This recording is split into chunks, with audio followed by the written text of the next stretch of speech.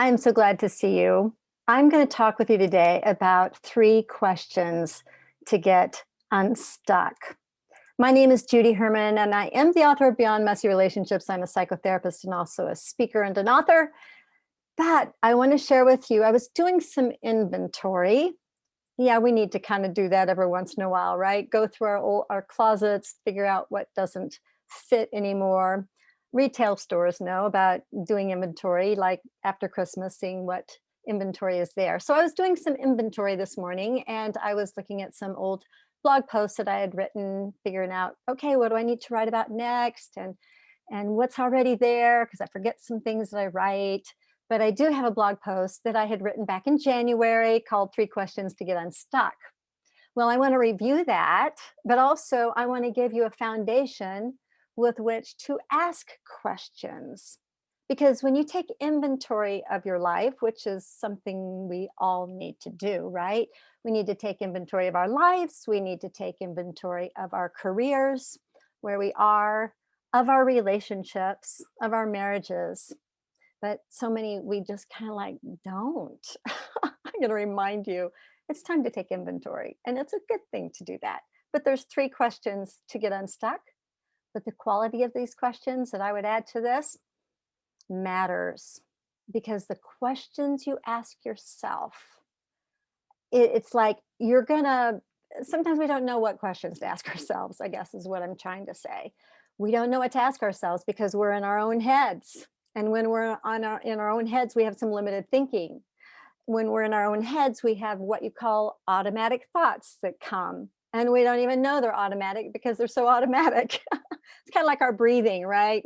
We automatically breathe, right? And then sometimes we need to like slow our breath down. But that's an intentional thing to do, right? And so our thoughts are so automatic. In fact, our thoughts and our beliefs and the things that we have playing on in our brains, most of it is repetitive. Most of it has to do with before the age of 5 years old, those beliefs and thoughts that have been passed down to us. So as we ask ourselves 3 questions to get unstuck, we need to understand the quality of those questions matter. And sometimes we don't know what questions to ask. So the reason the quality of the questions matter is because you can either ask yourself some life affirming questions, like, how can I help somebody today? How can I nurture my soul today? How can I show up and be the best version of myself today? Right? Sometimes we just don't even think to ask ourselves these questions. But instead, our automatic thoughts might be giving us questions like, uh, what's wrong? I wonder what's wrong with me. And why did I have that fight with my spouse? Oh, yeah, I remember that fight. And so this, like, you ask yourself, what am I doing wrong? Like, those are the wrong questions to ask.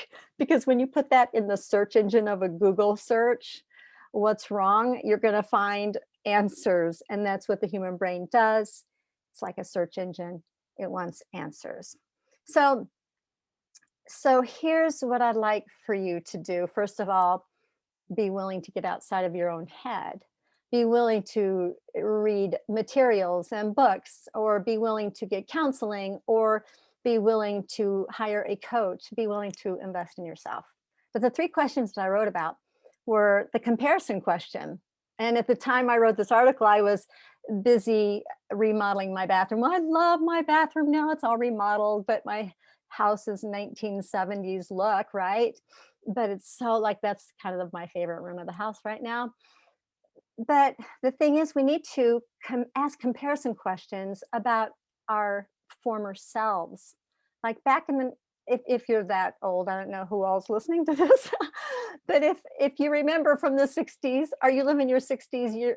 Are you living your 60s life? Are you living your 1970s life? Are you living? Is your marriage stuck in the 1980s or the 90s? We need to ask ourselves, we don't need to be stuck in a certain era, a certain decade, or a certain former way of thinking and being. So ask yourself the comparison questions. How's my life different?